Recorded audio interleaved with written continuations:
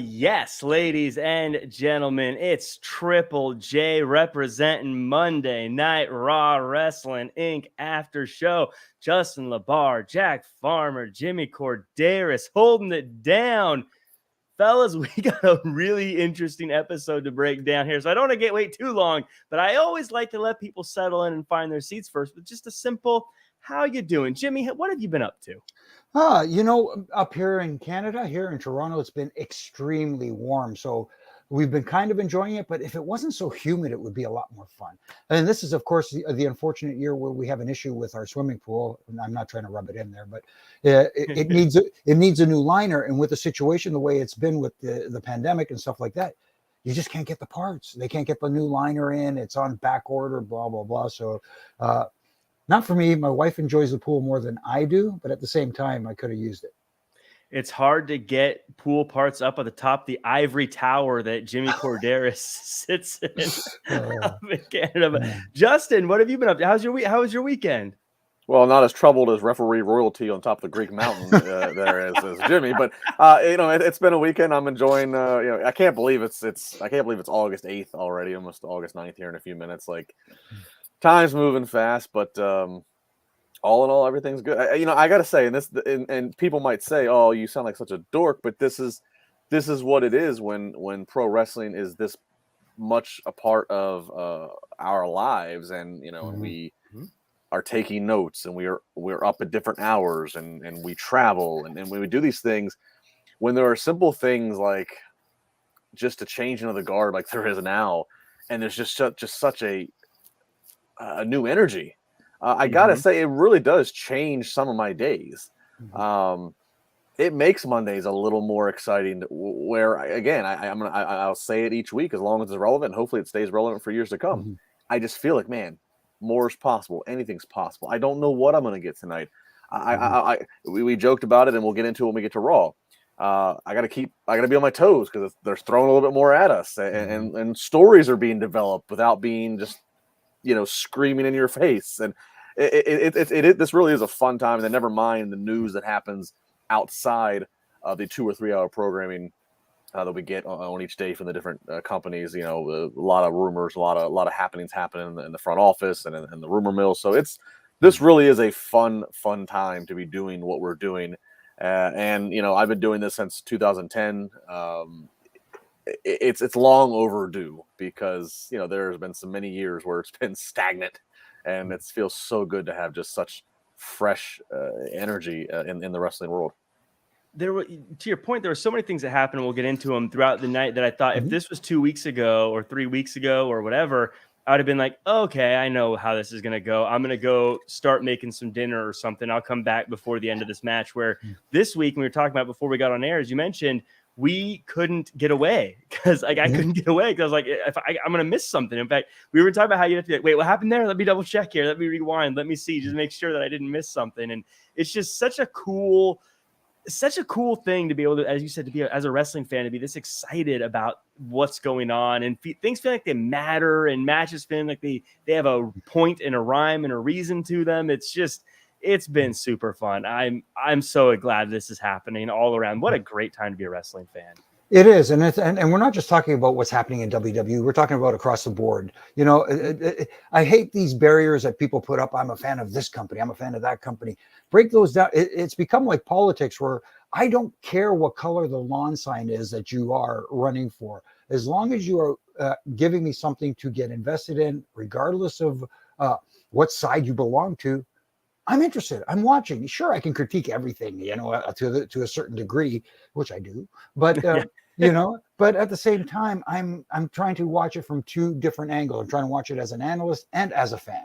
Yeah, I mean, we're building to Labor Day weekend. Yeah.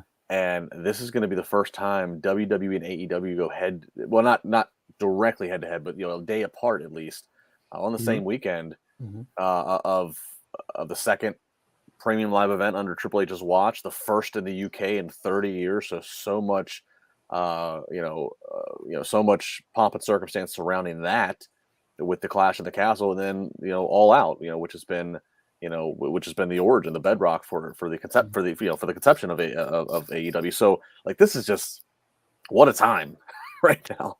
What a time. Mhm. Yeah, I'm very excited, and we do have some news that broke. We always like to start with some news. Speaking of changes over at WWE, it has been reported that John Laurinaitis has been released from WWE in response to a follow-up from PW Insider. Several sources in the company confirmed the ousting of the disgraced executive, saying that the now former EVP of Talent Relations was quietly let go sometime within the last week, with no date known beyond what is described as a very small circle. This is, and Justin, I'll go to you with the news. This doesn't feel like it was that shocking to hear. It was really more of a matter of waiting till it gets confirmed, but now it is, and it's just another very big name that's been around for a very long time in WWE, no longer there. Yeah, as you just kind of said, it was inevitable. When these reports started coming out about these investigations, it was inevitable. I mean, at the very start of these reports and investigations coming out and being published earlier this summer, I know a popular thought was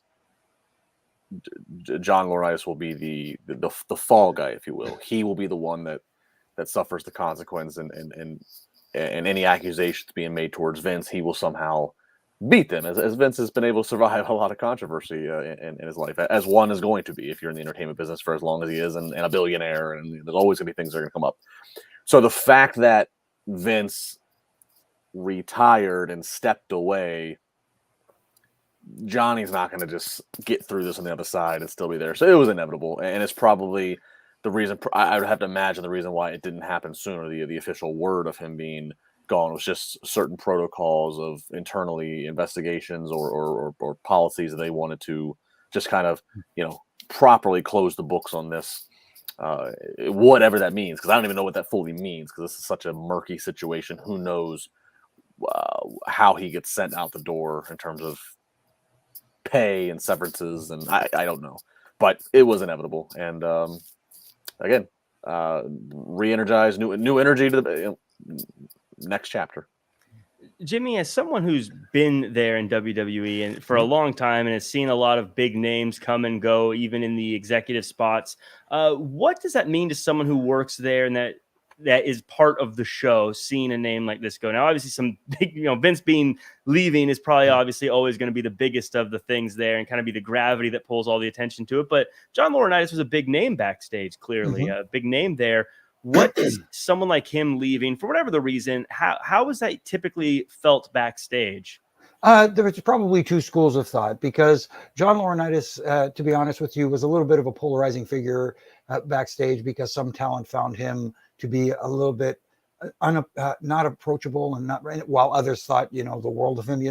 Nobody is liked by everybody, and John unfortunately had that reputation of being a yes man to Vince and that kind of all that sort of stuff. But at the same time, him being named in this investigation that's going on, in a lot of people's eyes, perception is reality. So regardless of whether the accusations are true or not, I can't speak to them because I don't know, but still, perception is reality. And if he were to stick around, then obviously there would be, Vince, for someone who works as hard as Vince, 20, 22, 24 hours a day on his thing, to step away the way he did, like I love how Justin did the air quotes, but stepping back, you knew it was inevitable for John. I'm just surprised that it was as quiet as they made it. There wasn't a big fuss about it, maybe because, Vince stepping down is such a big deal. So, quietly having John step back, I think it was inevitable. It's just part of business. And with Johnny Ace, as you said, Jimmy, you were there, but, polarizing, depending on what tales you want to hear, has a certain reputation for how he was with certain people and talent. What's interesting, though, about it is that, this kind of digs into personal side of things, so it's not really, there's not much for us to analyze other than just to say yay or nay, but it is reality, which is, Johnny is not just on an island of his own as it relates to the wrestling business. I mean, he in the last couple of years, he ended up marrying the mother of the Bella Twins. Of course, they are forever going to be part of the WWE family. They were just featured on the biography series. They're not in the Hall of Fame yet. I'm sure they will be eventually. Bree, of course, in real life, married to Bryan Danielson, who owned the competition. So it's like there's just it's a situation. I'm sure it's one that one day, probably many years from now, a documentary will be made, or some documentary will be made that this will be some chapter in, again, maybe a changing of the guard in the WWE or the business or what have you. But there's a lot to unpack. Again, it's a lot of personal lives. It's a lot of stuff that's not our business, but it is at least relevant to bring up and say, this affects more than just one person. Right. Well, speaking about documentaries showing these kind of dark sides of things that happen in pro wrestling, according to Variety, $7 Productions, a company founded by Dwayne "The Rock" Johnson producer Danny Garcia, will team up with the producers of Dark Side of the Ring for a new documentary series on Vice called Tales from the Territories, putting a spotlight on the original regional promotions that originally popularized pro wrestling in the United States. The series is scheduled to premiere on October 4th at 10 p.m. Eastern. The trailer can be seen now and features interview clips from Abdullah the Butcher and Bret Hart. Thanks for acknowledging that segue, Justin. I was pretty proud of that. That was very good. But Dwayne "The Rock" Johnson and Dark Side of the Ring teaming up. Jimmy, I feel like Dark Side of the Ring was putting together some absolutely incredible documentaries, and Dwayne "The Rock" Johnson seems to knock it out of the park every single time he does anything. This feels like an absolute slam dunk pairing. It's almost like a no-brainer putting these two together, because the guys at Vice did a wonderful job with their Dark Side of the Ring presentation. And as someone who was a part of the Dark Side of the Ring presentation, unfortunately in the Owen story, but still, I was treated with so much respect by the people at Vice, and I'm looking forward to this series on the territories. I'm curious to see which territories they actually do pieces on, and who knows, we may see some familiar faces pop up from time to time on these things. Well, that's what's great about it. I love how their style, rather than like doing like the like you used to watch like Unsolved Mysteries, you used to watch or American Most Wanted, and they do the reenactments, and they try to find people, they try to find actors that could be resembled to the real people. I like how in Dark Side of the Ring, or this style format that these guys do, that it's silhouette, and they like to play lighting tricks, and because it brings hope for all of us. Any three of us could be behind the silhouette and could partake. It gives great. I mean, Jack's obviously movie star, good looks. Who's going to hide his face and hair? Right. You need more light on this. But Jimmy, you and I, we can hide behind the silhouette shadows, and we could be part of a $7 production. So, well, as long as that light isn't too bright, cause a glare. No, this is exciting. I mean, the Dark Side of the Ring thing was certainly a hit. It, but I did wonder what the end game was, like what how many. It's not how many like dark stories are there in pro wrestling can we tell, because unfortunately there is a wormhole of tales, but it's also like how many can you fill an hour with, or 2 hours, or whatever the case would be. How many can you get people that are go on the record? How many have people that are still alive and or that we can locate that can go on the record? And so it's kind of nice that it's branching a little more broader to tales of the territory, which can be interpreted. That doesn't have to be a negative. It doesn't have to be dark side. It could be just a great showing of, I think they even use the word of the trailer, perseverance. So I like this move. And then of course, you're attaching Dwayne "The Rock" Johnson. I mean, you're attaching Hollywood's leading man, and his production company. He's got the Midas touch. So yeah.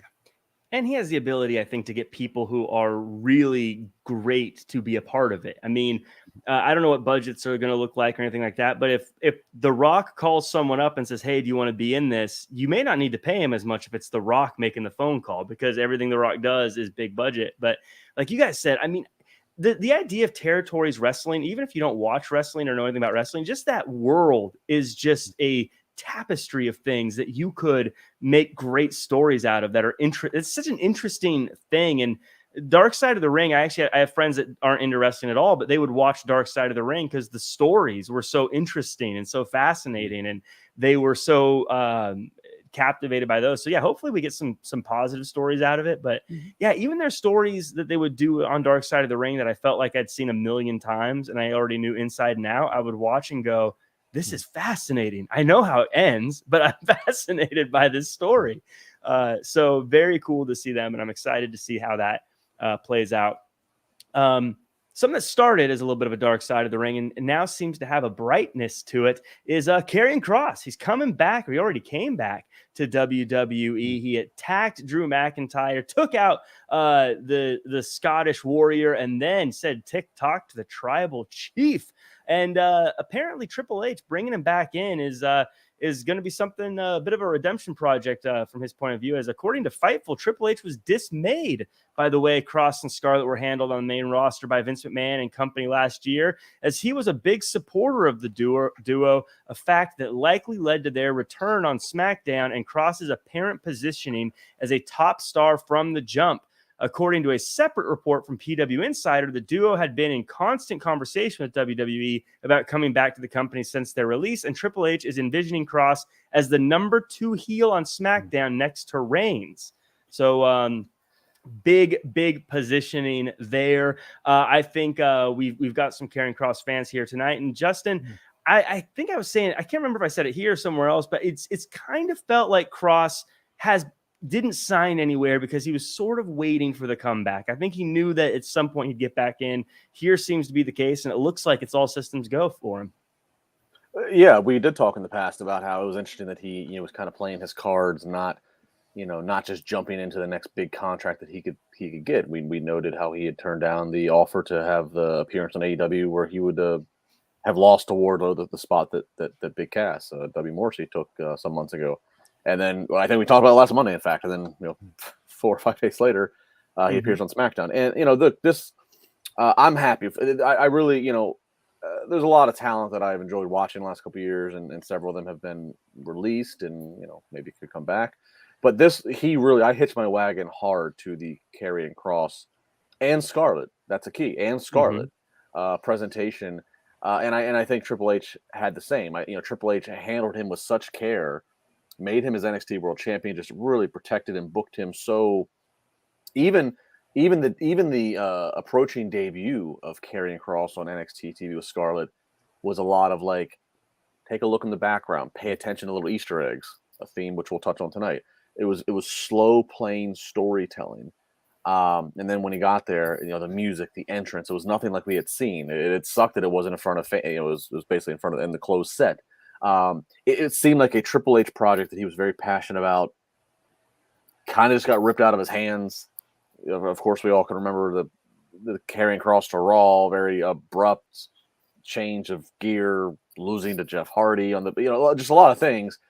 So I'm not surprised that maybe one of the first little bits of things, as Paul Levesque moves into his office and is rearranging some of the things, and I like this picture over here, the globe can go over here, or let's bring the temperature down to here. I'm not surprised that one of the things on his checklist is to maybe, this guy that my project here, he's a free, I can get him, I'm in charge now, and by the way, I can infuse him on Friday. By the way, I can infuse him and insert a number 2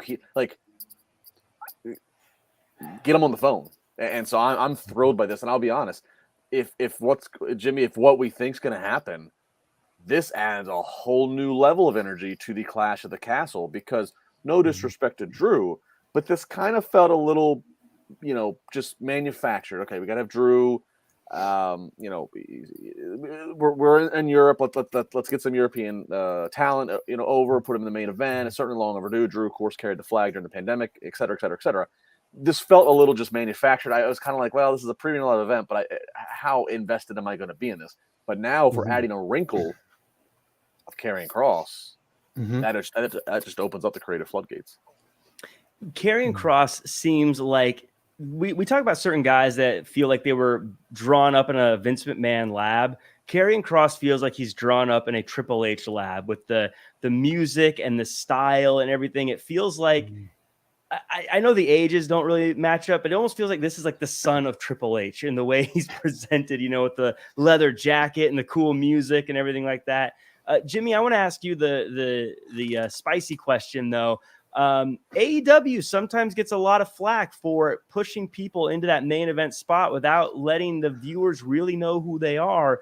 Do you think that maybe WWE is doing something a little similar with Karrion Kross not really being as well known, yet suddenly showing up and being in that main event spot? No, because they don't do it often at all. It's very rare that you will see somebody just move up, let's say, get called up from NXT and put in that position. They usually get built up to get put in a position like that. It takes time. And that's one of the things I got to give WWE credit for, is usually it's a slow burn for them. They tell the story. They take their time to tell the story. With this one, the comeback was a big issue, and it made an impact, a direct impact. And one of the beautiful things I love about it was there was no report that day is Karrion Kross is at SmackDown today. We're going to see him tonight. It was kept under everyone's hat. So hats off to everyone who did that. And with him, it works because there's something special there. And I think the audience that watched it on Friday night, even the ones that weren't really familiar with him, said, hey, there's something about this guy that we got to keep an eye on. And to Justin's point earlier about going into the Clash at the Castle, is that what it's called? Clash at the Castle? Clash at the Castle, yeah. Yep. These names are, Quake by the Lake or Mistake by the Lake, whatever you want to call them. These names sometimes get to me, but it opens a lot of minds up to possibilities on the fan side of what could possibly happen in this match. If it was just Drew versus Roman, people are going to assume, well, yes, it is in the UK, but Roman's going to find a way to win because they're building up to WrestleMania, blah, blah, blah. So there is a lot of, I can't see Drew winning. Now with Karrion Kross, if he's thrown into the mix, that opens up a lot of questions in people's mind. Hey, they can get away with this if this happens. They can get away with this because there's another person added to the match. You don't have to pin Roman Reigns. You don't have to pin Drew McIntyre. You know what I mean? And there's still technically 2 physical world title straps. Yes. Now, do we know, is this one for both, or is this one for one at Clash at the Castle? Well, I don't think it's known. And again, at this moment, Kross is not added to that. This is all just kind of us doing speculation booking. But just all these factors come into play of a third person. So that means somebody can lose the match without being pinned, and Reigns, him and Heyman are walking around with 2 physical title belts. So there's just a lot of exit strategies, we'll say. Right. Jimmy, to your point, mixing up all these names, I got to say, Castle by the Lake actually sounds like a delightful time, but I digress. Let's get into this show. Before we do, though, I do want to take a second to say thank you to everyone who is liking, commenting, sharing, subscribing, 5-star reviewing, and of course, everyone who's live with us in the chat. No Bueno Crew, David, Holly, Baby Ice, Dylan Matthews, Stephen Camp, 2 Pro Foru Games, Ashley, Heslop Heenan, Manish Malou, Film Nation Wrestling Fan, Dream Realm Studios, Cleveland Rocks. Hey, were you in at the show, by the way, Cleveland? Manish watching in the early morning from India. Manish coming through in the morning from India. Shout out Sergio as well, and everyone else. Sorry, I can't get through to every name here, but Bradley, Pat, and George there, and Blue. Where'd it go? Eddie and Augie. Wow, a lot of people coming through. David, Tuck Graff, Blue Chew. Thank you all for being in the live chat. Chris Bricks. Thank you so much for being here too. I saw that one as well. Let's get into this, but Michael Martinez, right before we get in there, at the age of 40, attending my first WrestleMania. Any tips, advice, do's or don'ts for that weekend as tickets go on sale this week? Love that show. Love the show. Wow, this is actually an interesting crew to get some advice from for WrestleMania. I believe now, Jimmy, you've probably been to the most WrestleManias, but you were working on any insider advice for what people should do. I wish I could give him advice because I really haven't bought ever a ticket for WrestleMania. So but at the same time, I would get it as early as possible because it's going to be in LA. Yes, it is going to be probably 2 nights, right? If I'm not mistaken. But at the same time, you have to decide if you're going to attend both shows, both nights, one show, and if you're going to attend one show, which one do you want to attend, and that sort of thing. But do it early, get it done, and just make sure you've got your plans all set in place, despite the fact that, it is wrestling and cards subject to change. And that means, especially your travel stuff, you have to make sure that your travel stuff, you got your hotel booked and all that stuff. Just make sure you're, unless you're a native of LA, and that way, don't worry about it. Don't worry about it. I got to book an Uber. That's all I'm doing. There you go.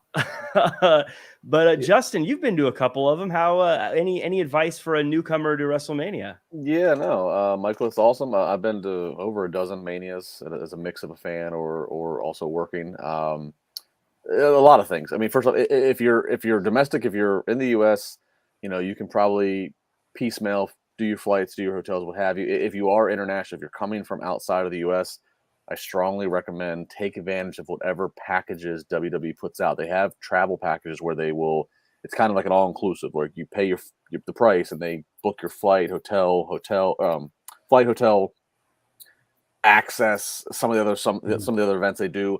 It's kind of nice because it just kind of does all the work for you. Again, if you're not from the U.S. and you don't know where to fly into, where to stay, drive, from all the international fans I've talked to, it seems to be that. If you are traveling, if you're going to the show, depending on how big of a person you are, how tall you are coming with kids, what have you, I would not buy on the floor unless you are going to be in a significant spot. That meaning if you're within the first 10 rows ringside, maybe you get a really cool spot near the stage to see the entrances. Otherwise, if you're going to be 15, 20 more rows or whatever back on the floor, that can be difficult from a sight standpoint and experience the first time. At that point, I would say get in the lower bowl. Get off the floor, get in the first lower bowl. You will be eye level with the hard camera. You will see things really well. No, you're not going to be slapping hands with any wrestlers. They're not going to fight near you probably if they go into the crowd, but you'll have a really nice viewing experience. Also, pick where you are in the bowl where you sit. There's a big gamble. Sometimes you will get a deal on seats, but you will notice you are going to be at the corner posts. You are going to be somewhere either on the floor or the lower bowl facing a corner of the ring, one of the 4 ring posts. Mm-hmm. That is a big gamble. You are either going to get a seat that's going to work out and you'll be fine, or if you notice, because when they're at the stadiums, they have giant scaffolding pillars that have to hold up. If the stadium does not have the dome closed, or depending on different logistics, they have to build the scaffolding from the ground up, all the lighting. Mm-hmm. And so they have these giant poles. And I remember in Miami, the year they had the Rock Cena the first time, there was giant palm trees, fake palm trees, and they were so damn wide, they blocked a section worth of people's view, and people couldn't see part of the ring. I've even been in the situation where they ended up relocating me and putting me in the hard camera section. I sat next to Macaulay Culkin. So it's a gamble. You might get relocated and upgraded, but it's not a guarantee. So I always say, watch things that seem to be too good to be true if they're too cheap, and try to be straight on to the ring on one of the sides. Usually it's 3 sides. So all things to consider, but all in all, make the most out of it because it is something everybody should experience. It is one of the greatest spectacles in entertainment. And I've been to Super Bowls, I've been to Stanley Cup Finals, I've been to a lot of it, and it's a tremendous experience. Oh yeah, rub in the Stanley Cup Final thing for sure. Yeah, I was there watching the Pittsburgh Penguins. I didn't get to be there to watch my Capitals. I had to be. I've been to several ones where the Penguins won after they beat my Capitals earlier in the playoffs. So it was kind of like it was depressing in some regards. Yeah, I would say, I don't know where you live, Michael, but here in LA, I can tell you, depending on how far away you are, I'd say also add some days and make a trip out of it. LA is great. LA is great year round. So April, it'll still be nice out. And I can tell you, depending on how much wrestling you want to see, maybe look around at the calendars because there's a ton of local wrestling happening out here in Southern California. And I guarantee you there's going to be shows happening all over the place. So if you want to check out local shows with it's probably great talent because they're all going to be in town also. Make some time for that. But also otherwise, just see the show and add a few days and go to the beach or go see Disneyland or go see Hollywood or whatever. There's tons of stuff in Southern California. Make a trip out of it, is what I would say there. But I was thinking that just as a side note, they're talking about selling the tickets already. Speaking of time flying, like, gee, didn't WrestleMania just happen? Gee, it's normally November where they do the special first on sale of packages. So the fact that they're doing this now in August, it is a little bit unprecedented. Yeah. Anyways, the time is flying. Let's talk about this show. We start off with Bayley coming to the ring, and ding dong, she says that she needed to shake up the division, and they wanted to make the women's division hungry again. And they're going to start by winning the tag team titles. Alexa Bliss, Asuka, and Bianca Belair come out, and they decide to have a 3-on-3 at Clash at the Castle. And Bianca with what was possibly line of the night for me saying, while you're trying to keep control, I'm looking to lose it. Which was, that tickled me right off the top. Jimmy, I have to give Bayley credit because she got that crowd totally against her crew. Yet at the same time, we all know that everyone in that building was super excited to see Bayley, Dakota Kai, and Io Sky again, which I think it has to be. Yeah, that's challenging, right? Like Bayley deserves some credit. Absolutely, she does, and it just goes to show you how good she is what she's doing as a heel, cutting a heel promo, and addressing the crowd. And I think that's one of the things we've seen changing over the last couple of weeks is the interaction with the audience, as opposed to quote unquote sticking to your script and not veering off to the left or right a little bit. There was one point in her promo where she called her Shirai instead of Sky. She called her Dakota Sky instead of Dakota Kai. Yeah, instead of Dakota Kai. And then she turned to the crowd and blamed those idiots, quote unquote, for getting her to mess up. It wasn't her fault. It was their fault. She blamed them. And of course, they booed and stuff like that. Some of it felt like old school heel promo verbiage when she called them idiots or whatever. And she called the fans names. But at the same time, it worked. She was, and like you said, people do want to cheer Bayley, kind of like they want to cheer Becky. But but Bayley's getting booed, and it's a testament to her because they want to like her so much, but they're hating her right now. No, you know what it felt like, Jimmy? It felt like somebody getting to cut a promo and not having to memorize word for word. That's what it felt like. It felt like she got a few bullet points, and as you might, you get a little, and then good on her, she just played off the crowd. And put this was, and I have to just say overall, this is my note for this opening segment, was just how great of a job. I know Bayley just returned, but how great of a job she has done evolving. She was so kind of, I don't want to say pigeonholed because I'm on record and I've up to this point been wrong. I was on record somewhere on the air of saying when she was the Bayley in NXT and the Bayley that then came to Raw and SmackDown, the hugging, high-fiving, I thought, well, maybe she has that kind of like to a lesser degree, but that John Cena formula. Maybe she will just be so kid-friendly and positive and making wishes that, that's just going to resonate. That's just going to be who she's going to be for the bulk of her career. And it wasn't a flop with her as that, but the Raw and SmackDown success just didn't have the same that she did in NXT. And she has reinvented and been this heel. She cut her hair, and she just has this whole other tone. And I applaud her to that because I got to imagine for time that's kind of scary to have to do what she had to do to try to all right, I made my bread and butter of getting over with the fans of being so fan friendly, and now you're going to tell me to go out and be absolute opposite. It's and so again, big props to her for embracing it and owning it the way she has, and this really is coming off strong. Yep. Yeah, I got a tweet saying that actually from at Deadpan Jazzman said it's friggin' crazy to think there was a time when we all thought Bayley could never be anything but a face. It's true because when she was turning, I was like, I had the same thoughts, and I don't mean to compare, but the same thoughts of when Becky was trying to get us to boo her. I was like, come on, we like you. Just quit trying to make me boo you. We all like you. But I feel that way with Bayley, but then she talks, and I'm like, oh, I hate her. Just because someone shut her up already, but like in a good, in like the right way. And like, I want to see Bianca shut her up. I want someone to just punch her in the mouth. She's fantastic at what she does here. And just very good, I thought, in establishing that we're not supposed to like these three. But Justin, I have a question here. Is it weird that they're in the middle of a tag team tournament, but they're doing a triple, like a 3-on-3 match at Clash of the Castle? Is that kind of a weird mixed message, confusing setup? I know what you mean, but no, I don't think so, because I think that, well, actually, put it this way, I don't know how this tournament's supposed to space out time wise.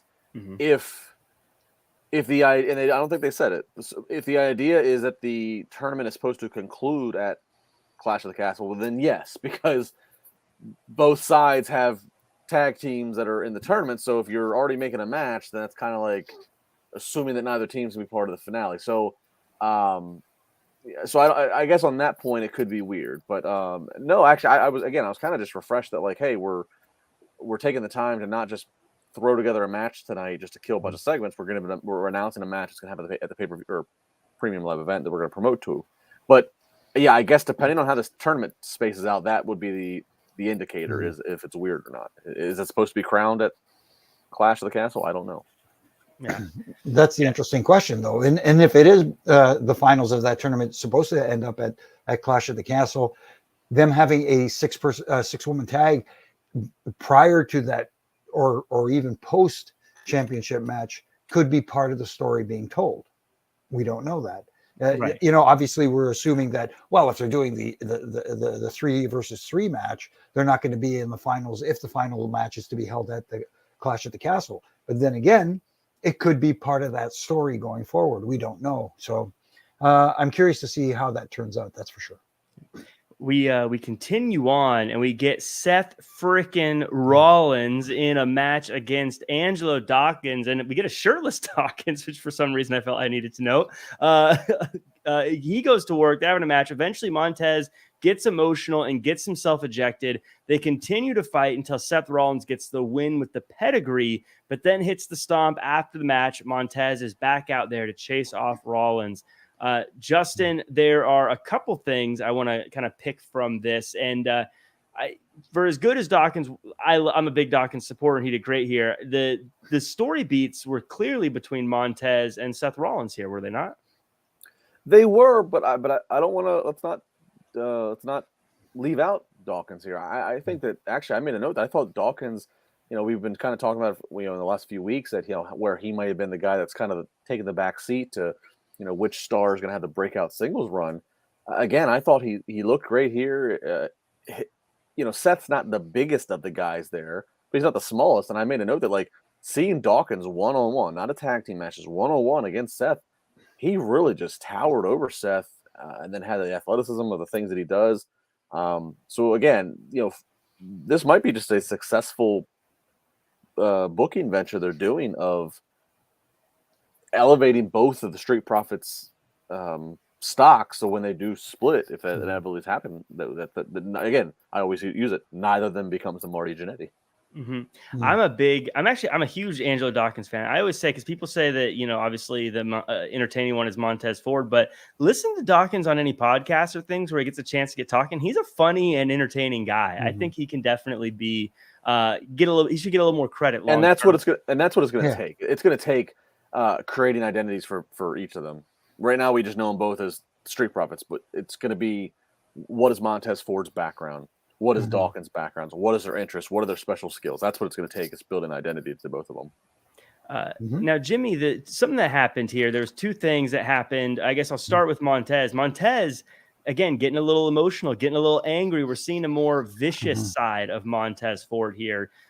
Is this maybe, in the chat, I can see it. I can hear the whispers on Twitter. Yes, I hear the whispers on Twitter that maybe we're going to get a bad guy Montez Ford very soon. Do you think we're teasing that, or do we think Montez is just trying to show a new side to himself? I think it's a little of both. We may see a more villainous side to Montez Ford. I don't think so. I just think it's him getting a little over aggressive. That's all. And that could lead to, like I said, they're planting seeds here, whether they take fruition or not. It could lead to them splitting up or just becoming more like good friends who occasionally tag together but have singles matches. Do they end up more like Apollo Creed? Yeah, like a New Day kind of thing. Who knows? And that's the beauty of it. There's so many different directions you can go with this. And Angelo Dawkins tonight showed that he can go as a singles competitor, because even in a loss, as people like to say, he got over without going over. Now, Justin, 2 weeks ago, I'll be honest with you, I would have said this is probably nothing, don't think about it. But today we saw that little Easter eggs and little nuggets of things can play out over a long time. Is Seth Rollins winning with the pedigree something to watch? That's a great question. Look, just based upon the context of which he's loaded that question with, it certainly could be. if maybe bet right now, I'm going to say no. Only on the, he kind of he did kind of adopt the pedigree after his storyline with Triple H and being the guy, and it seemed like that he just kind of worked that into the repertoire. And look, Triple H, if it wasn't clear before that he was going to be one of the few wrestlers that says I'm retired and actually stays retired because of course of the unfortunate health scares that he has, now beyond the health, he's the guy running the ship now day to day. So I really don't see, there's not a payoff. What I'm saying is I don't see Rollins using the pedigree and we have a Mania match coming between he and Triple H. Like I do think that H is going to stay retired because he's got bigger things to do now. He's got to run the company. But I guess just to entertain your point, Jack, maybe there's not a match with Seth and Triple H, but if Seth wants to keep using that move, and if somebody by way of representing Triple H or by being a Triple H guy, whether it's a Riddle, whether it's a whoever, so I guess you could always go down that path. I guess really the great answer is based upon what we're seeing tonight, what we saw tonight, and we haven't really even got into it. Based upon the Easter eggs and little nuances of storytelling, anything could be possible. And again, that is just so refreshing that they could have started planting the seeds for something that might not culminate until Rumble. We don't know, and that's so awesome. Yeah, it's exactly what, especially if you're gonna have a 3-hour show, making sure everything matters is so key. And something we had I don't know if I'll call it a squash match, but we had something that happened very quickly, and I love that this happened quickly. Kevin Owens versus Ezekiel. Owens just comes out and crushes Ezekiel, and it's over. I feel like in the old days, we would have watched this for 20 minutes before someone did something and ended the match, where this was just kind of bing, bang, boom, done. Jimmy, did they just kill off Ezekiel? You can make that argument, but I love the fact that it was quick, it was to the point, and Kevin Owens made it look vicious. And the referee stoppage and that sort of thing. It is something completely refreshing, completely different, completely. I don't want to say it's not new. It's just we haven't seen it in this form or fashion in a long time. And you can make the argument that yes, they're kind of writing Zeke out of the picture, maybe temporarily, and for a little time, his brother shows up to avenge him or something like that. But at the same time. I wasn't a big fan of the Zeke thing, and the only reason I was being entertained by it was because of Kevin Owens, because Kevin Owens was making it work. So if they go back to him being Elias, that's the character I like so far from him. So if that comes back and that leads to that, then I'm all happy for it. Happy. Is there a positive, Justin, to take away from the fact that they kind of are wrapping up the Ezekiel KO story? If this is the end, they wrapped it up. They actually tied a bow on it because KO just took out Ezekiel. That was my exact note. Was it felt like they were killing off Ezekiel. But I don't think that that's a bad thing. I think kind of to what Jimmy was saying, the Ezekiel thing worked for far longer than I thought, but it worked because his foil was Kevin Owens. So just enraged. at the notion that this could be, that he and Elias could be two different people, but it's like, how far do we run with that? So again, if the goal is let's get back to Elias, with that, and we talked about this many times, the Elias character. I mean, John Cena segments, Kurt Angle segments, Jeff Jarrett segments, Undertaker segments out on Raws and Manias, like a huge deal. So. And hung with those veterans and legends. So I do think this is probably, again, another exit strategy of, okay, let's get rid of this. We have no other plan for it. Let's keep Ezekiel and Elias off TV maybe for a few weeks, let people kind of reset and have Elias resurface at the right time. And I'm all for that. I think that's probably the way to go here. Because, again, what else was – I mean, who knows what Vince's creative was of Elrod and other brothers, and and who knows, maybe it would have worked, maybe it won't. That's probably something we'll never know. Maybe there'll be a Tales from the Territory one day about that. But for now, let's go with what we can control, which is we have a really talented performer, but he got more over performing as Elias. So let's get back to that. I would love to see the eventual like multiverse of madness. What would have happened if Vince McMahon played this out and see where exactly he thought this was going to go? Well, but you know what, Jack? You joke, but that eventually is going to be one day. I don't know if it's a year from now, 5 years, 10 years, 20. One day, this time, and maybe they even pull some footage right now of podcasts of pundits like ourselves. One day, this summer of 2022 is going to be the focal point of a documentary of what is going on in the wrestling business. WWE obviously focal point with the transition events and Triple H, but you know, AEW and their growth and growing pains, and everybody's cutting the cord every single day, and TV deals are going to have to be. This is going to be one day a huge focal point of history in the wrestling business. So one day we might actually get somebody who's in the know that goes on camera and does a testimonial and say, well, yeah, you know, Vince had this thing where there was going to be 6 brothers and sisters in the Ezekiel Elias family. You know, we might find out one day. You know? I can already see the Brady Bunch style intro with the different Elias Ezekiels looking at each other. But you're right. I mean, if we look at how many, you know, Monday Night War, Attitude Era documentaries and things look back. So you're right. We probably will eventually see something like that. We move on though, and we get to a bit of Judgment Day stuff. And Edge apologizes for what happened last week, and Dom isn't buying it. They get into a shoving contest, and Dom decides not to show up for the match between Ray and Finn Balor. Damien's trying to help out Finn Balor until Edge gets involved and chases off Damian Priest, but it's Rhea Ripley coming out with Dom just draped over her shoulder that adds a distraction, and Finn capitalizes on it and gets the win.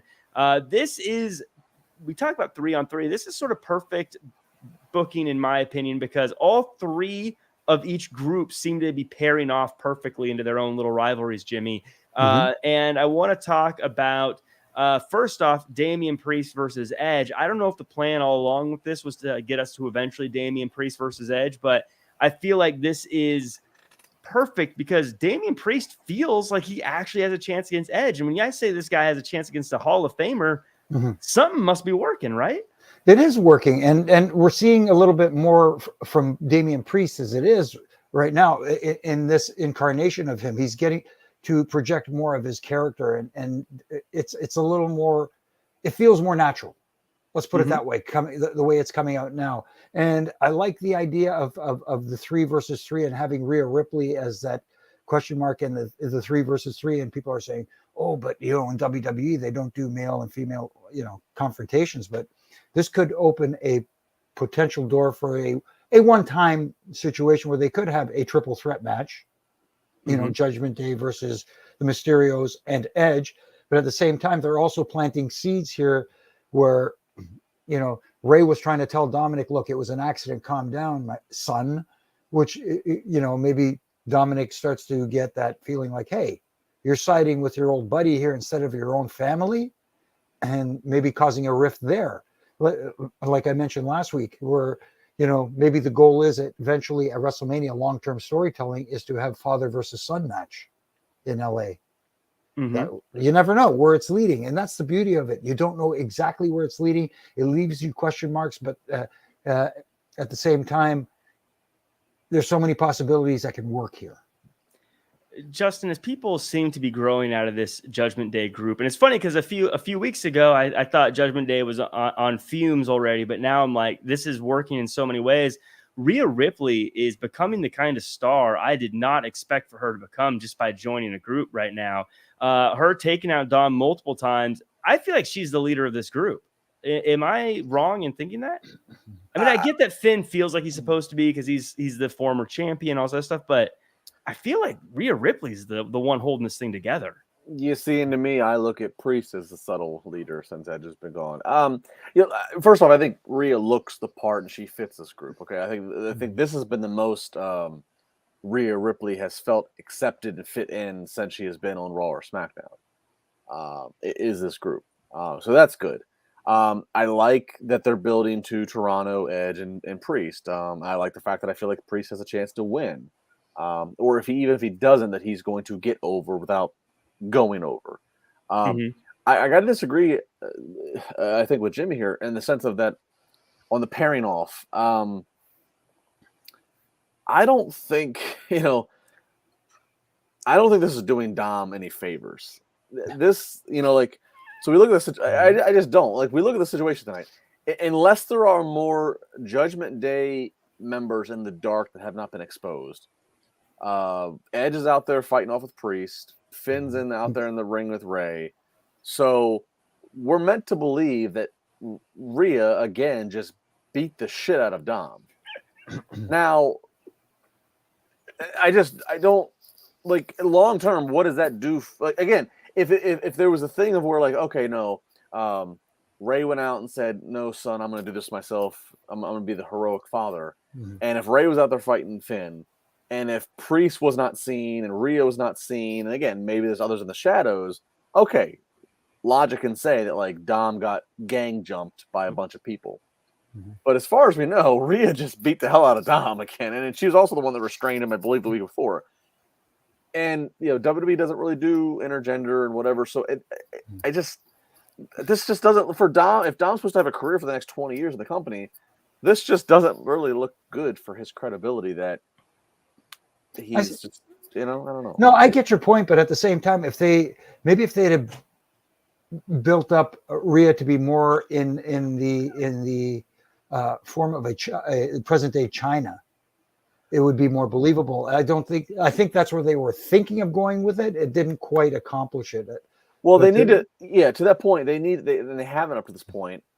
I mean, Rhea's good size. I mean, she's not quite China, but so they need to give Rhea, give her a gimmick, give her a weapon, give her something to where like no matter what gender you are, you're gonna take out give her a stun gun, give her a kendo stick, give her a chair, give her something to where like she automatically has an advantage over anybody, male or female. That's I guess where I'm kind of struggling. I just looked when I saw Dom just get kind of dropped out there, and I'm like, man, I'm never right now going to buy into Dominic Mysterio ever being in the main event of WrestleMania against another dude. Could I make the argument that Dominic Mysterio's whole gimmick is that people beat him up? Because I can't remember a time he was part of a rivalry where he wasn't just getting beat up. And his dad saves him. But what does that do? I mean, unless that is all the fuel for a heel turn, what does that do for his long? I mean, this kid's in his early 20s. I mean, so I mean, how rare is it? I mean, normally you go through developmental, you go through all the whatever. How rare is it to be on Raw or SmackDown consistently like he is and be in your early 20s? That's true. So it's like you kind of had the special situation here, but I don't feel like Dom's going to be doing things like Austin Theory has done or Randy Orton once did. Right now, I feel like Dom is just this. I feel like the moment that Rey Mysterio says, "Okay, I'm retiring and ride off in the sunset," the Dom's just going to kind of be just discarded. Fair enough. But I think that it can be salvaged at least for you if they do it. Again, anything is possible, but I don't have as much of a problem with it as you do because I don't see Dom at this point being that guy yet. Anyway. Yeah, I guess like I said, he always gets beat up. So him getting beat up now feels like, yeah, of course he's getting beat up. And I feel bad saying that because I remember him when he was just this tall. But yeah, so I don't know. I get what you're saying though. I think it's going to take a long time. For me, it's going to take a long time for, even if he's not getting beat up, for Dominic to be redeemed as a serious, credible threat. I don't know what the future of NXT is going to be again now that H is in charge of everything, and so I don't know if they're going to continue with NXT in its current. But I really would consider letting Dominic reset and do NXT and try to I really would consider that. Yeah. We did get a super chat that I accidentally showed instead of starred, but Peter in the chat, our old pal Peter says, off topic, Jimmy, why aren't more former wrestlers becoming refs? Nunzio was one example, and Danny Davis from the 80s. Have wrestlers approached you about it? No wrestlers have approached me about it, but I think in today's day and age, because using former wrestlers as referees kind of takes the spotlight away a little bit. As I always say, the referee is supposed to be invisible until he needs to be visible. He's there to help the talent tell their story. And if you are a name, a recognizable figure in the background, because people used to remember back in the day, oh, that's Danny Davis, the referee. He used to wrestle, or Nuts Nunzio. He used to wrestle. Teddy Long. Teddy Long, the same thing. That's why he went from referee to becoming general manager of SmackDown, because he was a good talker too. Teddy was but I think it's more because they are too recognizable, and you don't want your referees to be a focal point until they need to be. Yeah. Also, I guess when I first read that question, I was trying to imagine like Bobby Lashley being a referee, like towering over the other wrestlers. Yeah, you're in the corner. He tells you to break out. Absolutely. Yeah, sorry, everyone breaks the holds at one. The one I want to see referee is Haku. Yeah, everyone's like, there you go. Yeah, you don't wait till 5 to break that hold. You just do it as soon as he asks you to. Yes. Yeah. And then you apologize. We move forward and we get the first of the women's tag team championship tournament matches. Io Sky and Dakota Kai beat Tamina and the 24/7 champion Dana Brooke. This one I thought was actually a lot more competitive and interesting than I thought it was going to be. I thought this was actually a lot of fun. And Jimmy, I'll start with you. Are Bayley's girls the favorites now that they got the win? I think they have to be considered one of the favorites, because obviously they opened the show with them, and there's a big focal point now on the women's division. They're putting a big spotlight on it. And one of the things I like is they're not shoving too many women on the show. They're giving you just enough to want to see more. And this match was very good. The women worked well together. They told a great story in the match. They had a good match, and again, they're making me interested in this tournament, and that's the goal. And I think Sky and Kai. Yamaguchi-san. Kai and Sky. Yeah, there you go. Tremendous. Yeah. Kai and Sky. That's all we need is Funaki and anyway, never mind. Yes, they've got me interested, and that's the goal. Now, Justin, the big story obviously is that the Kai and Sky have moved forward in the tournament, but I got to get your perspective on something. I'm sure you noticed it as well. They went out of their way to acknowledge that 24/7 championship, which tells me they are not done with it, and something is going to happen with it. Do we see a new golden era of the 24/7 championship? Do you think it'll get written out? What do you think the future is with that? I don't know what the future is. I personally think that they need to have Dana Brooke just Lunder blaze that damn thing and put it in the garbage can publicly. I don't know. I mean, but I do think that Kai and Sky they have to go to the finals at least on their side of the bracket. There's been a lot of scuttlebutt that Triple H has gotten Sasha and Naomi back. Of course, they walked out famously back in May under the controversy of the booking of the tag women's division. So wouldn't that be something to have them, you think we crown a winner and then have them resurface? So I think there's a lot to this tournament. But yeah, I think Kai and Sky have to be favorites to go to the finals. But a lot of different directions they can go in terms of, again, and again, is it culminating at the Clash of the Castle? Is it the Raw after? Is it the Raw before?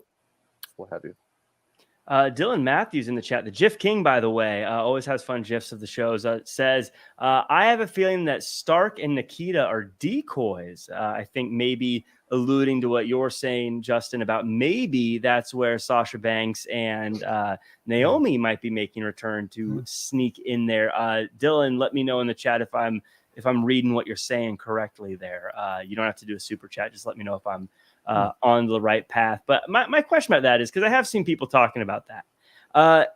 From what we've been told on TV, if we're not looking at all the stuff in the news, isn't it kind of weird that the tag team champions would drop the titles and leave only to come back to get into a tournament to become the champions?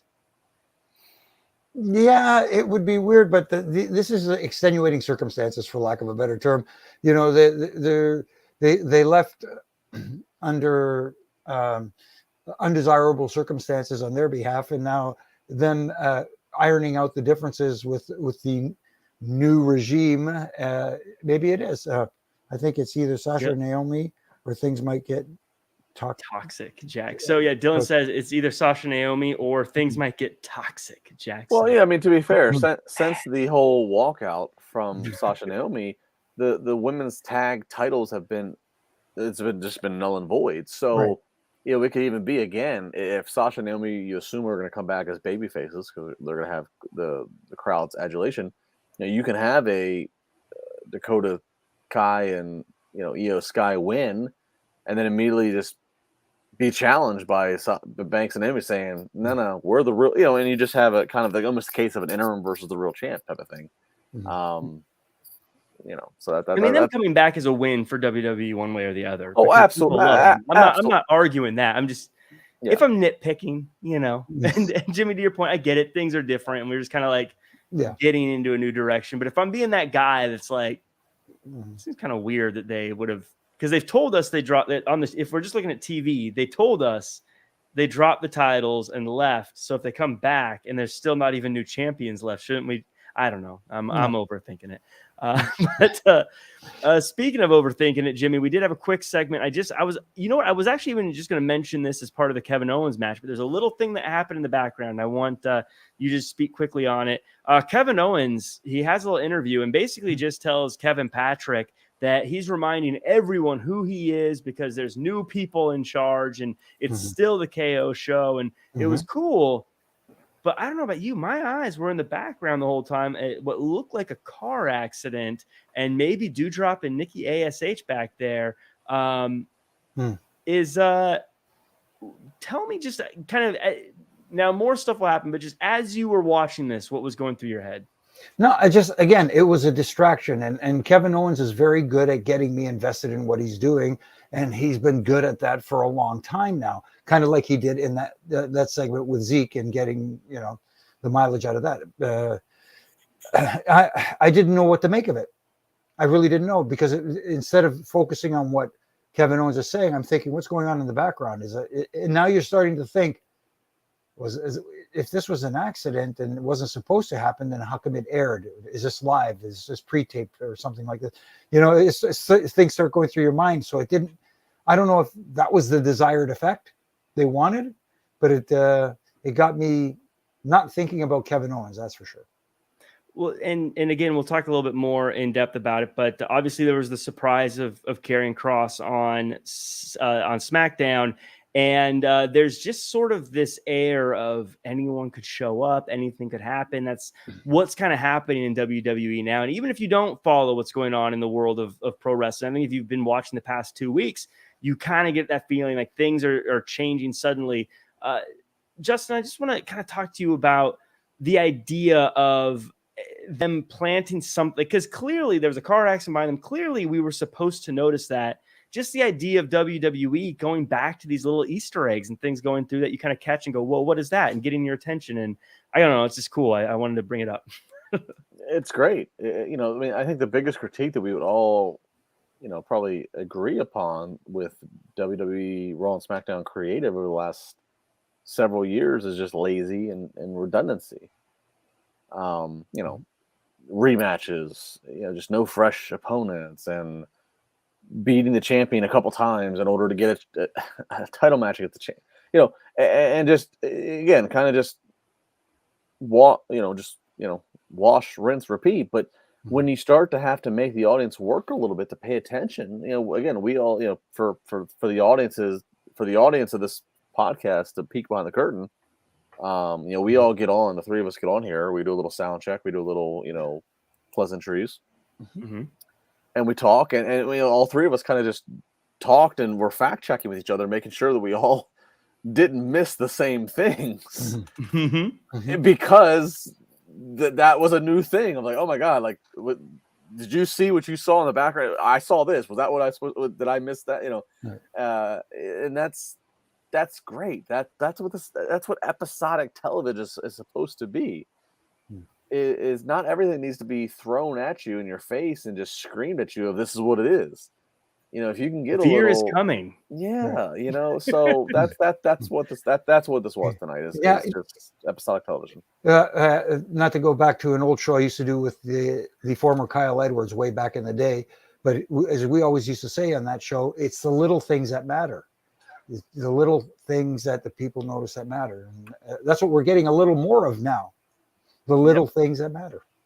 Yeah, now we're filling in those blanks, and it's making it more exciting. Something that was exciting today that I think is just I want to gush about this next bit because I loved it. It was Ciampa versus Bobby Lashley for the U.S. title. And Ciampa starts. He's dedicating the match to Harley Race, who believed in him. He was wearing the Harley Race robe.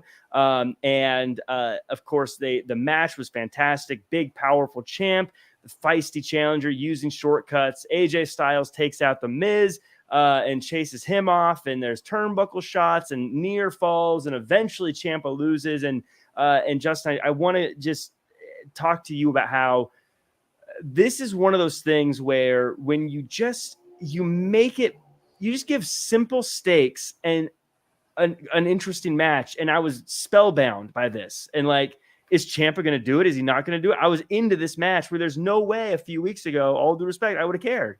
But the way they just presented it made me feel like this, I have to see this at any moment. This could be it. I loved it. Like, let me hear your thoughts on this one. No, I agree. There was a case that Bobby Lashley, the very credible U.S. champion, former world champion, would retain. I certainly bought in that Ciampa's going to take this. And obviously Lashley wins. So, which actually I think is really cool. I going into today, I thought Ciampa was going to win. I did. But I feel pretty good about them sticking with Lashley. He looks the part. He has put so much work in. He is over. He's credible. But at the same time, they elevated Ciampa. Tommaso Ciampa is no longer now just the guy who was in NXT for a while, who's now Miz's sidekick. They had people on their feet. This felt like a championship main event match. I mean, so hats off to everybody involved. Of course, Triple H is getting the accolades, but he has a team around him. So hats off to everybody involved because they managed to, again, reminded the U.S. title is supposed to be more important than it's been. That Bobby Lashley is the champion and the holder of that important title. Ciampa is now, worthy, and let's look at him at a higher regard.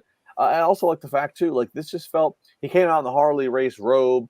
I tweeted it, and about a minute later, Corey spoke it on commentary, but I'll still run with it. Ciampa just felt he had the Harley Race connection, which they talked about. Tommaso Ciampa also was trained by Killer Kowalski. Killer Kowalski trained Triple H.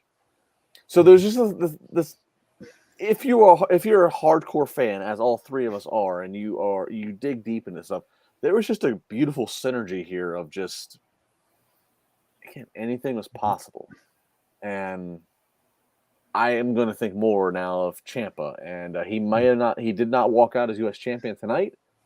But if we get to the Raw after Clash of the Castle, and there's some kind of a tournament or a gauntlet style, or who's going to be now the next 2 or 3 top challengers for whatever world title, you can put Ciampa in there, and I won't have any debate because I'll feel like this guy just took the U.S. champion to the distance, and this guy was mentored a little bit by Harley Race, mentored a little bit by Killer Kowalski.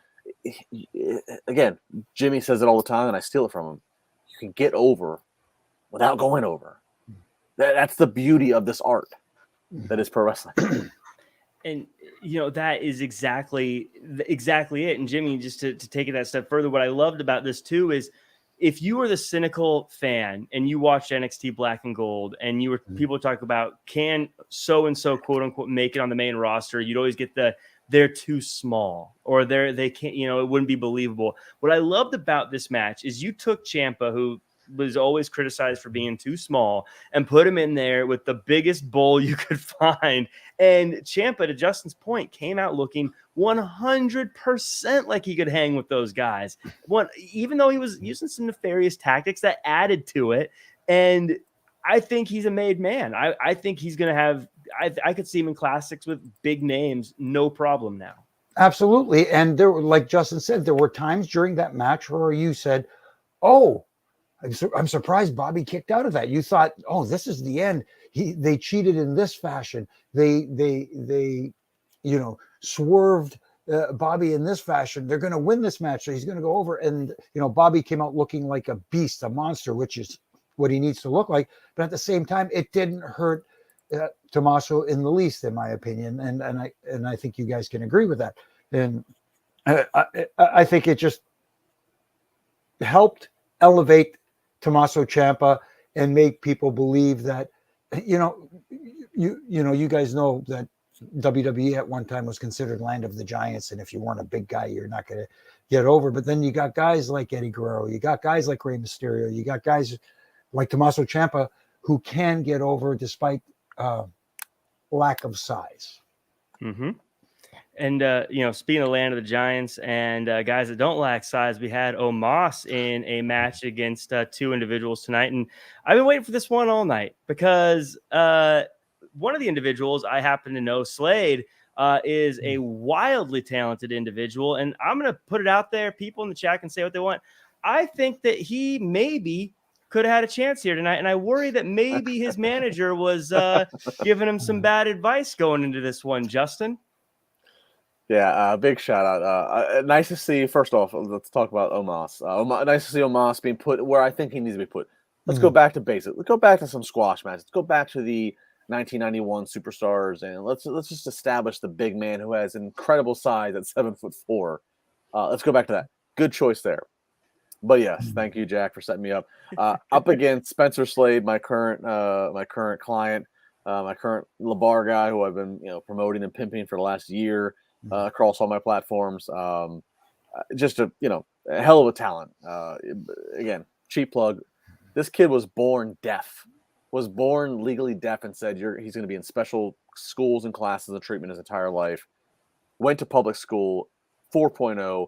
Went to college, played collegiate football, amateur wrestler, played in Canadian football, like better than everybody, said F you to everybody.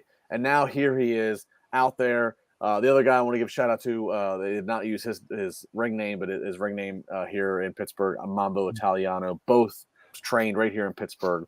Same place that Ezekiel and Elias both trained. Same place that Britt Baker trained. Just a name drop. I was thrilled. This was fun. This is the right call again for Omos. This is where he needs to be. Let's reset. Let's get some squash matches. Let's even his ring gear. The Nigerian Giant. They got some. Even the ring gear felt more in kumbaya with in sync with the branding that we're trying to go with. But of course, again, go follow Spencer Slade. Big shout out. He's 8 days removed from our last big victory we had here in Pittsburgh. On iPay-per-view, so I couldn't be happier for this guy. Again, talking about just sitting on my hands, sitting on my mouth, and not be able to say anything. Just very excited to see him get this well-deserved few minutes of TV time. Big TV time, network TV, seen by over 1 million people today. Look, he's actually just a great talent. And just where can they find you guys if they want to see some of the shows? You said ITV or IWC Wrestling. It's International Wrestling Cartel. But at IWC Wrestling is the handle on Twitter. Spencer's handle on Twitter at Slade Wrestler. You can check him out there. Go follow him. I mean, he's just physically, you can see he is a specimen. I'll say this to him. Managing Spencer right now, tremendous talent. Prior to him was Wardlow. Prior to him was RJ City. Again, all guys that worked with Britt Baker. All guys and girls are going to do great things. Spencer loves pro wrestling more than anybody I've ever known. If I text him at any point in the day, this kid is either working out or he is watching tape. And I don't say that as a euphemism. The commentators like to say that, oh, he's watching tape, he's studying how to counter this. They say it to kind of put the story in. When I say he's watching tape, I mean it. If I talk to him about a match that's coming up, about okay, what do we want to do for the comeback? What do you want to do for your? He's going to reference. What about this 03 match where Kurt Angle fought? Like he is a student of the game in the most serious way. That he is just studying the best and how he can apply. And again, then take into consideration the life story, the challenges he's overcoming, this is not going to be the last time you're going to see him on a Monday night. Cool. Very cool. Looking forward to seeing more of him. I saw him and I immediately popped for him. I was excited to see him. I was excited to see another LaBar guy out there doing good things. So very cool to see. Didn't go his way tonight, but you know what? More to come. More to come. It's okay. I want to move on to a quick thing. And Jimmy, I want to get your thoughts on this. Rollins says next week, Rollins didn't say that. They tell Rollins that Riddle is going to be back next week. Rollins tried to say he's done with Riddle. And then he took a personal shot at his UFC career. As things change, are we going to see them? I've always wondered why they didn't talk more about the fact that Riddle was an MMA guy at some point. Do you think this is sort of maybe them firing Riddle up to be more serious when he comes back? We may see a little bit more serious to Riddle only against Seth Rollins, but I think we're going to still get a lot of the Riddle that we're getting right now. Maybe just against Seth Rollins. Who knows? Maybe it sets up an. I wonder if Seth Rollins would agree to an MMA style match, a mixed martial arts style match, and I don't think they would do one in the WWE anyways. But hey, if they get Raw Underground back open, all bets are off. Oh God. Yeah. But I don't think this is. I think we're going to see maybe a little bit, like you said, a little more serious side, but at the same time, we're still going to get some of that fun Riddle that we get because that's what really he gets over with. I guess I was meaning more the not super serious, but more into that Kurt Angle, like I'm the Olympic wrestling machine that could, I'm not just a silly guy. I buy Seth Rollins because it's real. I buy him that he is a physical freak, in the CrossFit and stuff that I would be puking if I tried to do. Yes. But I wouldn't buy the MMA. I wouldn't buy the shoot style.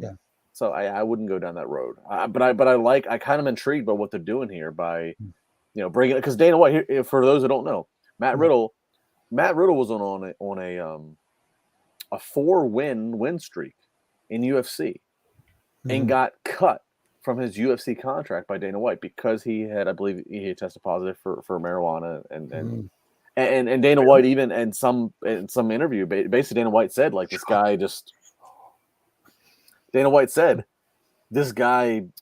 blew his opportunity. I'd love to find how the hell he thinks he's going to continue on and make six figures. As someone who's met Riddle, I could understand Dana White's frustration because he anyway. He walks. He's a good dude. He goes to the beat of his own drum. Yeah, exactly. I like him too. I'm right there with you. I like him too, but he's just kind of his own man. Mm-hmm. I do stop every now and again and think to myself, Riddle could legit beat up like everybody in WWE outside of a few people, I think. Well, it's why it's why he was very public in his disdain for Goldberg. Interest there. Look, Matt Riddle had a 4-win streak in UFC. Who else has ever had that? Brock Lesnar. I mean, there's the little things there where you're like, wow. As long as you don't get him and Brock on the same charter together, I think they'll be fine. Well, speaking of people with some legit backgrounds, Gable had a match today against Dolph Ziggler, and a couple things on this one. And Justin, I want to throw this one to you. I love how on commentary they said the winner of this could be in contention for a U.S. title shot, because to me, it made the division, it made the match seem meaningful, but it also took me back to a time back in the Attitude Era. I was talking with my pals about this the other day, about how they didn't actually say who was in the quote-unquote like European division or who was in the quote-unquote IC division, but you could just kind of tell what matches were for what kind of divisions. And them saying that made me think, oh yeah, this is kind of the quote-unquote US title division. And them saying that this could put them in contention, I felt built that. I see you're nodding your head, so just take it away on that. I thought that was a cool thing. Yeah, I don't want to say much more because you actually just painted the picture perfectly. It's being able to just frame who's where on the card without having to spell it out. Because let's be honest, if you're not fighting for the world title, all right, if you're not fighting for the world title, you want to be then contending for the next best title, which on Raw's case is the U.S. And so there's this fine line of perception to the audience of, are they world title main event material? Oh, okay, wait, we don't have a world title on the show at the moment. So they're U.S. material, but that's not bad because that's you really kind of set up. They've done a great job in just these last few weeks of just, again, making the U.S. title matter more, just putting emphasis and qualification on who gets to be involved. And for the fact that we saw a U.S. title match an hour earlier, and now an hour later, we're getting a grudge match because because Dolph and like that. This was kind of a beautiful thing, the way they pulled this off. I don't want to sound like I'm Triple H brown nosing, but I guess I just am. I just simple refresh things are going a long way, and I thought this was well done. The KISS method: keep it simple, stupid. Yeah. And because it by just mentioning that and you thinking, okay, like, because if this was just a random grudge match, I'd say, who cares who wins? It doesn't matter. But just that little line made me go, this might matter. It does matter. And Jimmy, something that happened during this match, the story of the actual match was clearly Dolph getting that gutsy win from having the limb worked and really, I think, establishing to us that we're supposed to love Dolph and Gable's still a jerk, but they're actually getting us to cheer for Dolph Ziggler, which is kind of crazy when you think about the history that Dolph Ziggler's had. It is crazy, but at the same time, he has that certain appeal to him. And tonight it was more reminiscent, if I may, of a little bit of HBK thrown in there, if you know what I mean. But except for the fact that a lot of the match had a lot of very, for lack of a better term, Greco-style wrestling, which I enjoyed. I thought was very interesting because it was a different feel from everything else on the show, from every other match. Nobody else was doing that kind of thing. This had a different feel. I don't know how much the audience liked it because they seemed a little quiet, although they were into Dolph. They still seemed a little quiet, not quite going, ooh. I didn't expect this style of match from Dolph. Dolph is very flashy, you know what I mean? But I like the fact that they did keep it wrestling and then, told a story, worked a body part, and then Dolph wins with a great wrestling move, pro wrestling move, the super kick. And, and we didn't get the kick out from that, which makes me think, are they going that route with him? Well, we'll see. I would be all for Dolph Ziggler versus Bobby Lashley if that is what they're doing. We had a backstage segment that was the women's tag teams for next week, kind of doing a little bit of trash talk, which I thought was kind of cool. But we saw some chaos backstage as some security guys were running around.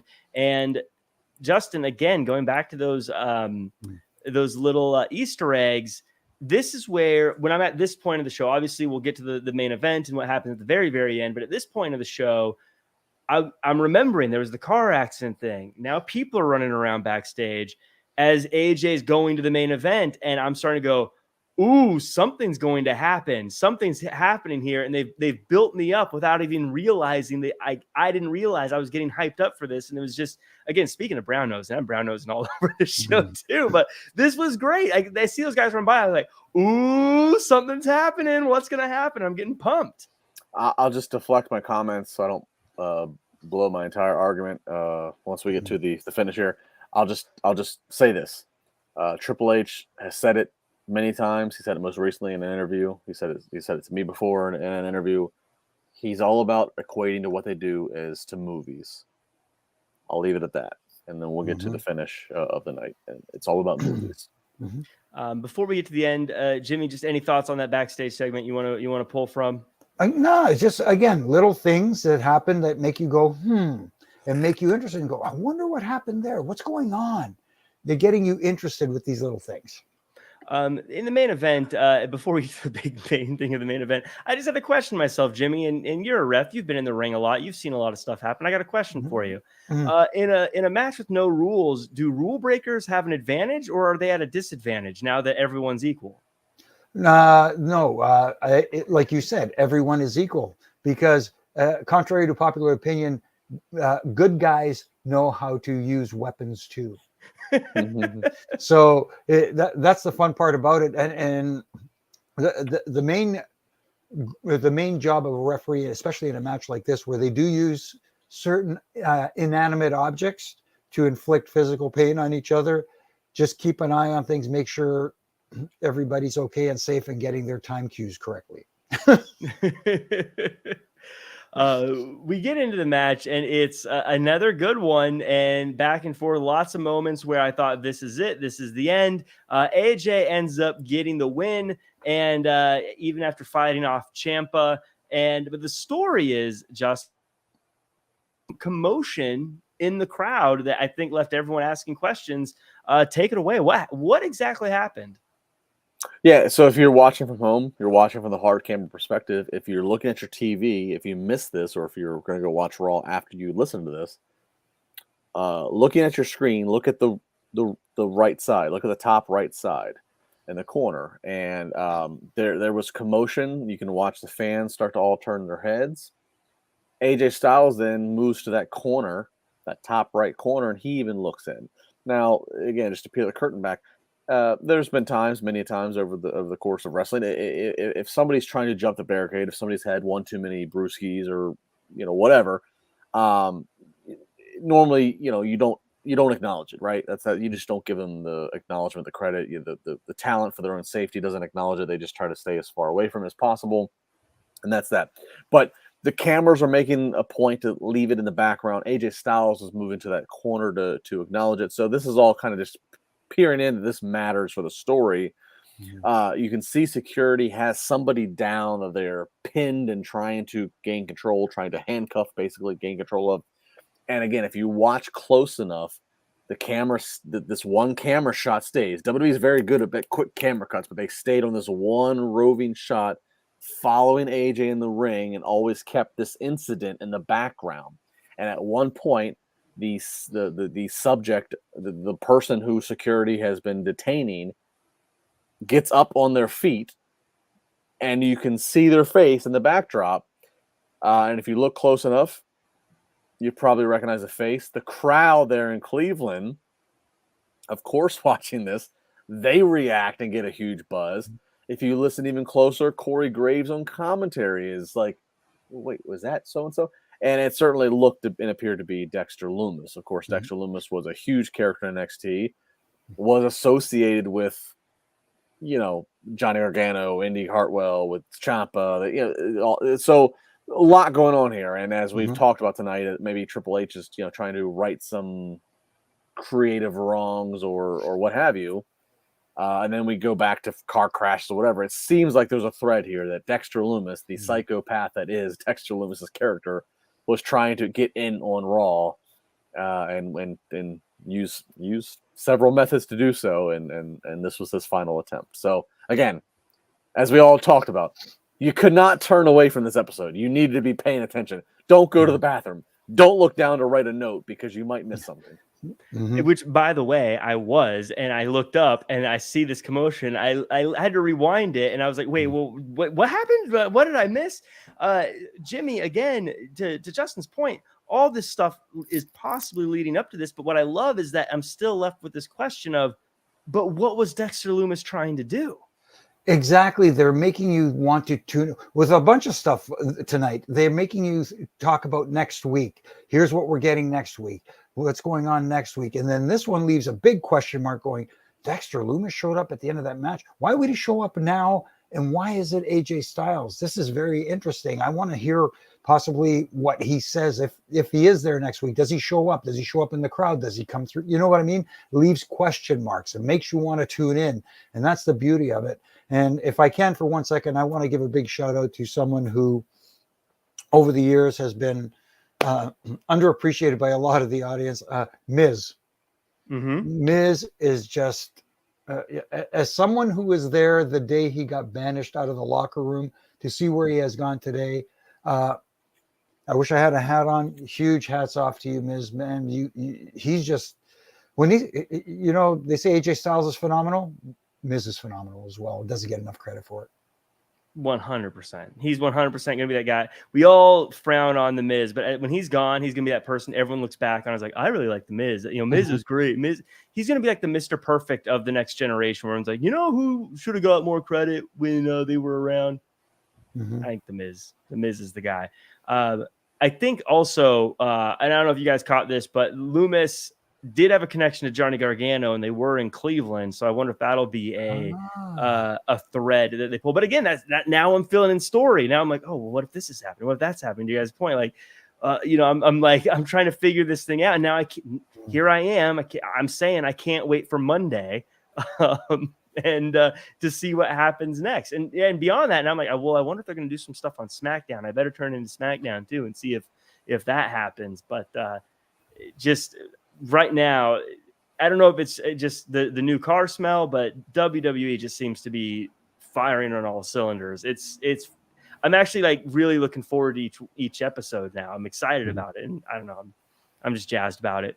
I'm excited. I don't know. I don't really know if there's anything else to say. Any final thoughts on the show? We've got an hour and a half.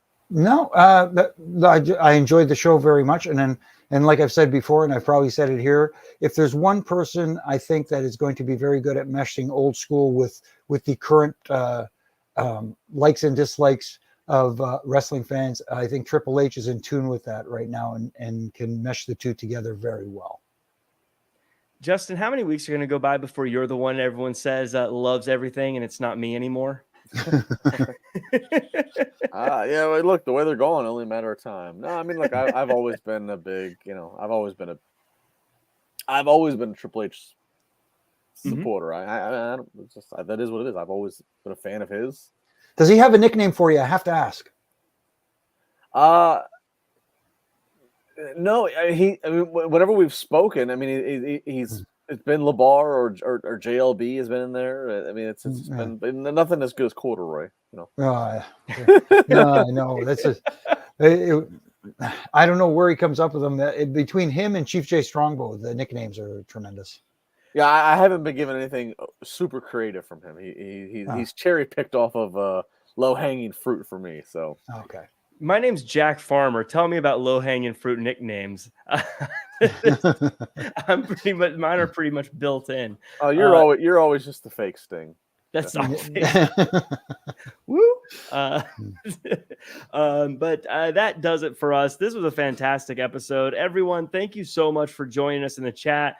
Tut Graph, Dream Realm Studios, Cleveland Rocks, Ricky Zaldivar. Ricky, you always show up late. Are you watching other podcasts? Are you cheating on the Wrestling Inc. podcast? Turn off those other guys. Come to us. I may have to do a ref and rant on him then. Ref and rants. Iron Meds. Loof. Ricky's popping that. Ricky's popping that blue chew going early on some of the other podcasts. There you go. Ricky, I'm just giving you a hard time. Thanks for everything. Thanks for being a part of the show. Thanks, Sergio and Dylan. Before we head out of here, though, Justin, where can the world find you and all the things you're working on? At Justin LaBar across all the socials. That's where I got my thoughts and my schedule here. And again, you can find Spencer Slade and all of our endeavors on the independent pro wrestling scene. Again, working with the future stars. So please check us out. And Jimmy Korderas, where can the world find the Ref and Rants and Corduroy talking his talk? On all my social media, at Jimmy Korderas, at Real Jimmy Korderas on Instagram. And of course, you can get your Ref and Rant t-shirts at your favorite t-shirt shop, ProWrestlingTees.com. And you know what? You can catch me here on Mondays with you guys and on Wednesdays with JL over there and Issa. And we talk Dynamite there. Yep, we got a whole slate on wrestling. Follow at Wrestling Inc. on social media. You'll get to see us on Monday. You'll get to see the Tuesday NXT show, the Wednesday Dynamite show, the Friday SmackDown and Rampage after shows. And I'm Jack Farmer. You can find me at Real Jack Farmer across all social media. I think that does it for us. I'm going to hit the end broadcast button now. Bye, everybody.